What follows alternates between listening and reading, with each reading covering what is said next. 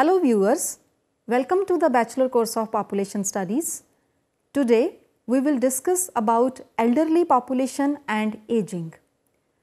The demographic theory of transition put forth the idea of change in population growth along with the changes in birth rates and the death rates. But these factors not only determine the size of the population but also the age composition of population. As we move from one stage of demographic transition to another, the average age of the population as well as the proportion of different age groups increases. The tags of demographic dividends for developing economies and that of aging population for the developed economies are not the events associated with a single point of time but are the processes of the demographic transitions of various economies. The countries enjoying the demographic dividend today may not remain in the same position forever. Soon, the process of demographic transition will also lead them to a phase of aging population. Though the increasing life expectancy is something to celebrate for a growing economy with goals to improving the quality of life, yet under the system of low social protection, disintegrating family and kinship ties, increasing influence of the market forces, it has emerged as a problem in itself. Who will bear the responsibility of the old age persons, particularly when the segment is bulging in this size? India too is at the same crossroads.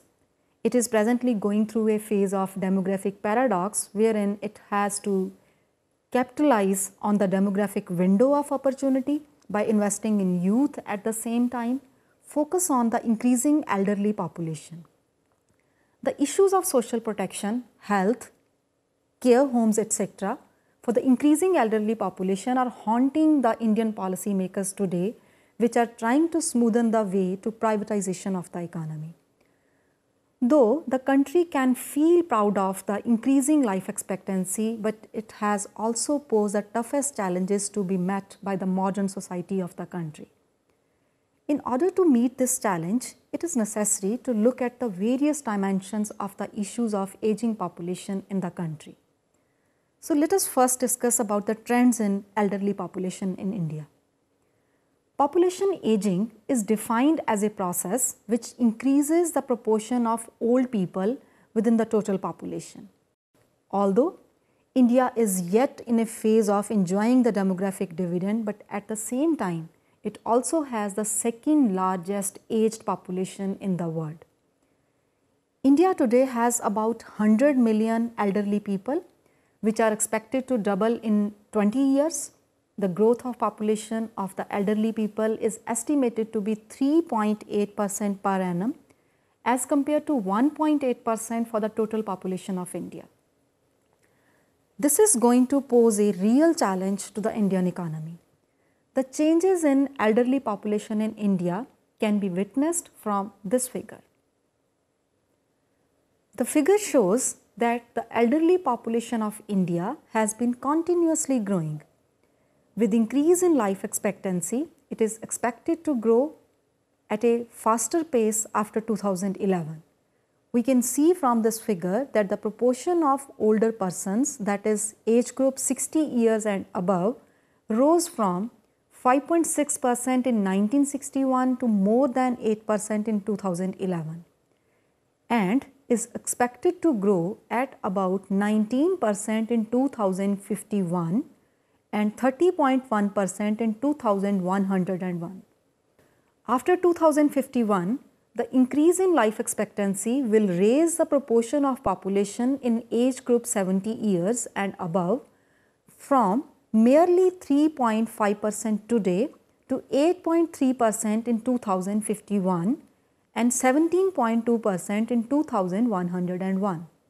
Similarly, the population belonging to the age group 80 years and above is expected to grow from 0.9% in 2011 to 2.5% in 2051 and 7.1% in 2101.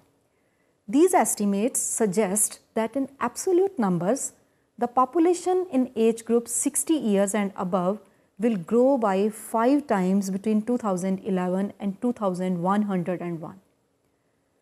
Out of it, the population of the age group 70 years and above will grow by 6 times, while that of the age group 80 years and above will grow by a little less than 10 times. Thus, with increase in life expectancy, more of the people are expected to live beyond 80 years of age. However, the growth economists take it as an increasing burden to the economy, as it would increase the dependency ratio of the population even if the fertility rates decline below the replacement level. In demography, the dependency ratio is an age population ratio of those typically not in the labor force, that means the dependent part, and those typically in the labor force, the productive part.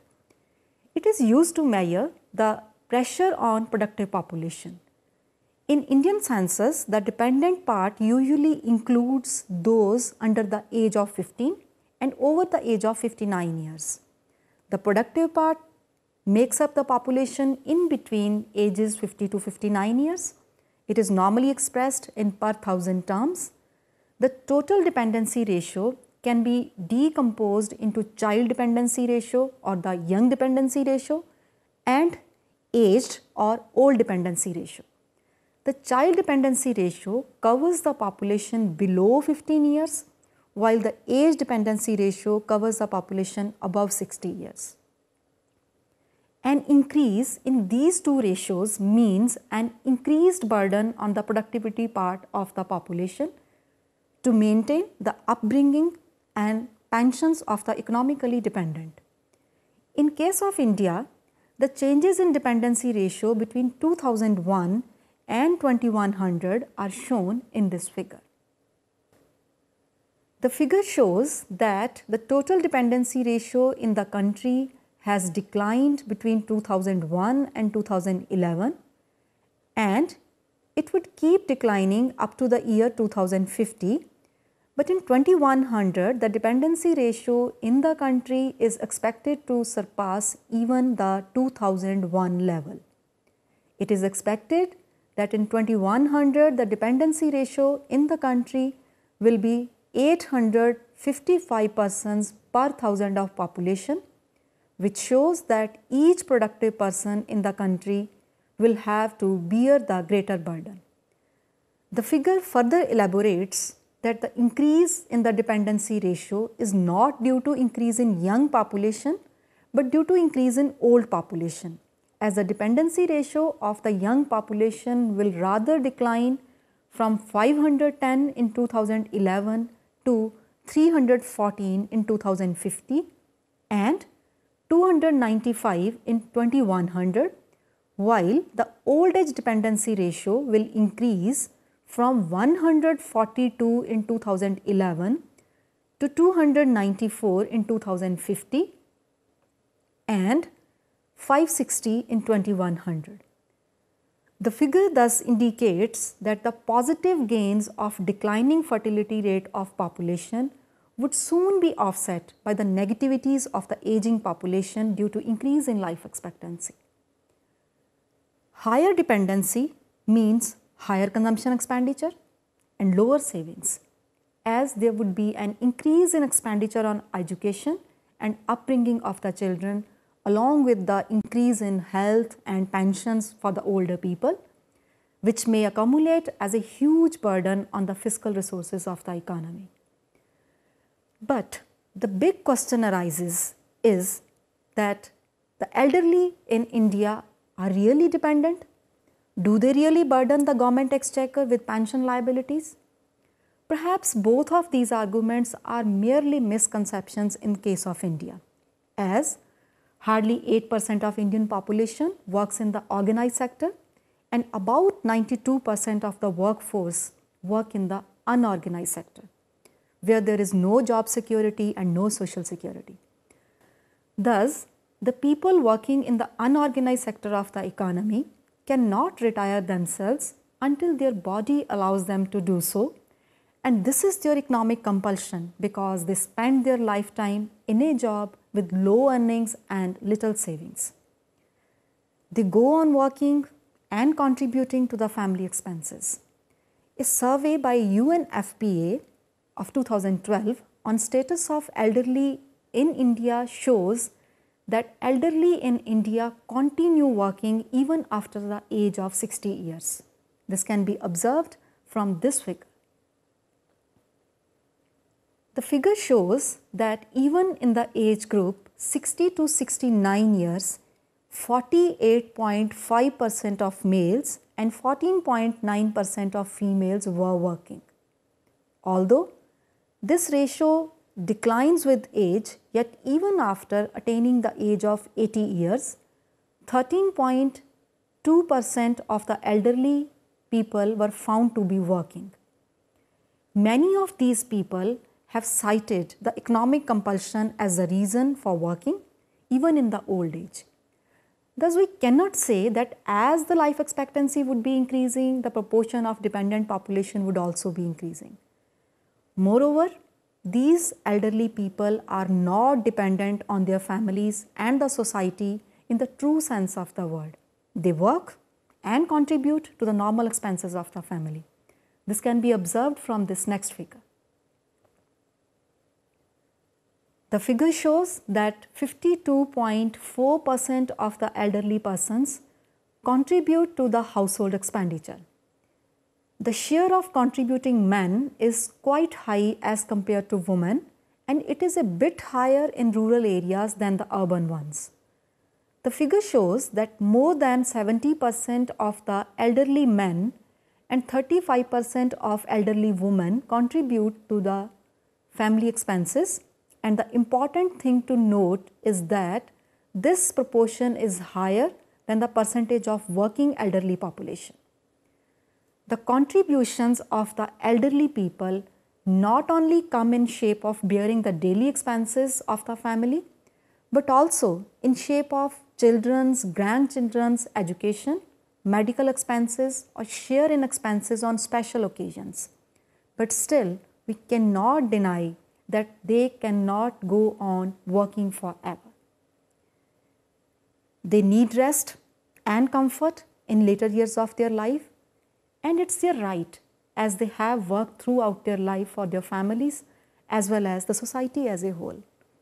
But ironically, the issue of health and social protection of these elderly people are hardly addressed by the Indian society.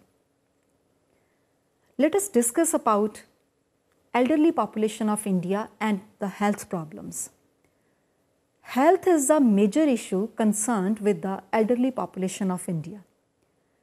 With advancing age, ill health becomes a major hindrance for the well-being of the elderly, and many are caught in the grip of chronic diseases such as asthma, angina, arthritis, depression, or diabetes. Almost one half, or say 47% of the older Indians have at least one of these chronic diseases. A very small part of the Indian population is covered by any health insurance scheme, and most of these schemes only cover those aged less than 65 years and younger, leaving India's elderly population particularly vulnerable, according to the national surveys. In India, about 72% of healthcare spending is paid out of pocket. Another issue of concern is that the institution of family is disintegrating, and the support by the family members to the elderly population is also declining gradually. With urbanization, there are fewer children to take care of the elderly, particularly in rural areas, and due to a shortage of living space together with high cost of living in urban areas, children often have no choice but to leave their parents behind to fend for themselves or in a company of a caretaker. Thus, with weak public pension and social security systems, as well as changing household structures, planning for the elderly, especially in terms of living arrangements, assumes increasingly greater importance. In this perspective, let us first try to have a look at the health status of elderly in India. It is being felt that instead of using the measures such as body mass index or other bioindicators, it is better to measure the status of health on basis of the perceptions of the individuals themselves. The UNFPA survey has tried to show the health status of the elderly in India on 5-point scale of excellent, very good, good, fair and poor. The table shows that only 2.2% of the elderly population has rated its health as excellent and 37.1% has rated it as fair, while 18.3% rate it as poor. The combined proportion of the population with fair and poor health, which becomes about 55%, is quite large as compared to the similar perceptions for the population as a whole, which stands at about 17% according to a study by World Health Organization. As people grow older, their capacities to perform daily activities decline. They may need partial or full assistance, particularly after the age of 70. The need of full and partial assistance by the elderly population of India has been shown in this figure. The figure shows that very small proportion of the age group 60 to 69 years need partial or full assistance in any of their daily activities, that is bathing, dressing, going to toilet, mobility, continence, feeding, etc. But as they enter the age of 70 to 79 years, more of them require the partial or full assistance in performing any or all of these activities, and this proportion rises sharply as people enter the age group 80 years and above. These facts point towards the need of a regular assistance caretaker for the elderly, and this issue will become more serious if the family support is declining in a rapidly urbanizing and a globalizing world. In such a society where the economy is privatizing itself, a cohesive system of social protection is more urgently required, but ironically in India any such system is just conspicuous by its absence for vast majority of the population. Whatever exists is just inadequate. Let us have a look at the social security system for elderly in India. In India, where about 92% of the population works in the informal sector, there is hardly any old age security, and universal social security system has been waiting for a long time to breathe its life.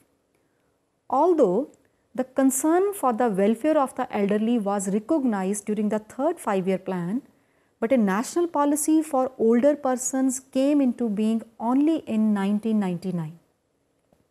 There were several programs aiming at the welfare of the old age persons under various ministries, government departments at the central as well as the state level. At the central level, the Ministry of Social Justice and Empowerment, Ministry of Health and Family Welfare, Ministry of Rural Development, Ministry of Finance, etc.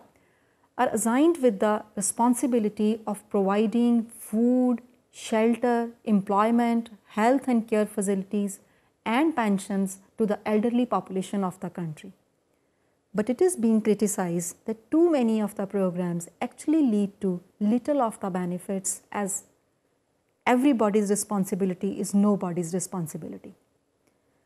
Whichever schemes are available have very limited utilization due to inefficiency of the government machinery as well as the lack of awareness on part of the elderly people. The proportion of the elderly people who actually utilize this scheme can be observed from this table. The table shows that 13.4% of the elderly population avail the benefits of Indira Gandhi Old Age Pension Scheme, and merely 1.8% of the Annapurna scheme. This percentage is far lower among the elderly belonging to the non-poor households. Merely 9.9% of the non-poor elderly population takes benefits of the Indira Gandhi National Scheme as compared to 17.8% for the poor elderly population in India. UNFPA further found that less than 2% of the elderly in India are covered by any health insurance policy. This can be observed from this figure. The figure shows that the coverage of health insurance schemes is less than 2%, with marginally higher coverage in urban areas and for elderly men. Government assisted policies are more popular than private and other policies. This also points towards the low faith of the general public in private health insurance schemes. Now let us come to the conclusion of this lecture. We have observed that with the rise in life expectancy and decline in the fertility rates, the age composition of Indian population is changing. Its elderly population is estimated to grow at a faster pace as compared to the average growth of overall population of the country. The increase in proportion of the elderly population poses new challenges to the policymakers, as a vast majority of Indian population is not covered by any social security system. Moreover, the family support in the old age is also diminishing in the era of rapid urbanization and globalization of the economy.